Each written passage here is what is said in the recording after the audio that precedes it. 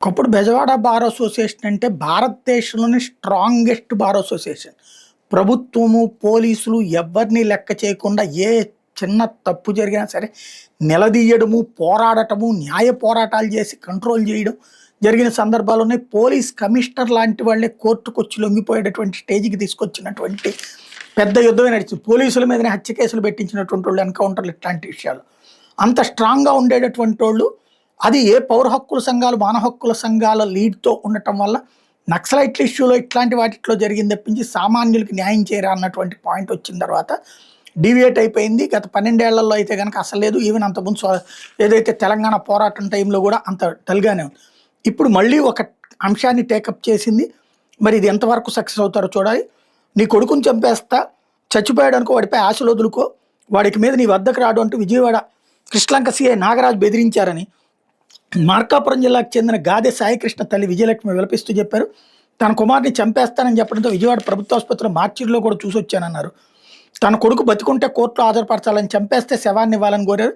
తనకు న్యాయం చేయాలని కోరుతాం మంగళవారం న్యాయవాదులతో కలిసి విజయవాడలో బెజవాడ బార్ అసోసియేషన్ కార్యాలయం వద్ద ధర్నా చేశారు. ఈ సందర్భంగా విజయలక్ష్మి మాట్లాడుతూ విజయవాడ కృష్ణలంక పోలీసులు గత నెల 9వ తేదీ రాత్రి జిల్లా కేంద్రం మార్కాపురం నుంచి గాదె సాయికృష్ణ విజయవాడ తీసుకొచ్చారని చెప్పారు. అప్పటి నుండి అతని సమాచారం ఏమీ తెలియడం లేదన్నారు. తర్వాత సీఐ నాగరాజ్ తీసుకురమ్మన్నారని చెప్పి కృష్ణలంక పోలీసులు తన మార్కాపురం నుంచి విజయవాడకి తీసుకొచ్చారని చెప్పారు. తన సెల్ ఫోన్ పోలీసులు లాక్కున్నారన్నారు. ఎన్నిసార్లు పోలీసుల వద్దకు వెళ్ళి తన కుమారుడు గురించి, తన ఫోన్ గురించి అడిగినా పట్టించుకోలేదని చెప్పారు. తన కొడుకుని తీసుకొచ్చి 20 రోజులు దాటిపోయిందని ఇప్పటికీ కోర్టులో హాజరుపరచలేదంటే అతన్ని చంపేసి ఉంటారని అనుమానం వ్యక్తం చేశారు. తన కొడుకు బతికుంటే కోర్టులో హాజరుపరచాలని, చంపేస్తే శవాన్ని ఇవ్వాలని కన్నీటితో వేడుకున్నారు. బీబీఏ మానవ హక్కుల కమిటీ చైర్మన్ సీనియర్ న్యాయవాది ఏఎస్ఎస్ రాంప్రసాద్ మాట్లాడుతూ మార్కాపురం నుంచి 20 రోజుల కిందట అక్రమంగా తీసుకొచ్చిన గాదె సాయికృష్ణ పోలీసులు కోర్టులో హాజరుపరచాలని డిమాండ్ చేశారు. కృష్ణలంక పోలీస్ స్టేషన్లో పలు కేసులతో సంబంధం ఉన్న గాదె సాయికృష్ణ కొంతకాలంగా మార్కాపురంలో ఉంటున్నాడని చెప్పారు. మార్కాపురం నుంచి సాయికృష్ణను తీసుకొచ్చిన కృష్ణలంక పోలీసులు అతన్ని చిత్రహింసలకు గురి చేశారని అనుమానం వ్యక్తం చేశారు. విజయలక్ష్మి ఫిర్యాదు చేయడంతో బీబీఏ మానవ హక్కుల కమిటీ తరఫున కృష్ణలంక సీఐ నాగరాజుని అడగ్గా తాము సాయికృష్ణను తీసుకురాలేదని చెప్పారన్నారు. స్టేషన్ సీసీటీవీ ఫుటేజ్ ఇవ్వమని కోరినా ఇవ్వలేదని చెప్పారు. బార్ అసోసియేషన్ నిజ నిర్ధారణ కమిటీ సభ్యులు మార్కాపురం వెళ్లి విచారించారని, సాయికృష్ణ కృష్ణలంక పోలీసులు బలవంతంగా తీసుకెళ్లారని అక్కడ వారు చెప్పారని తెలిపారు.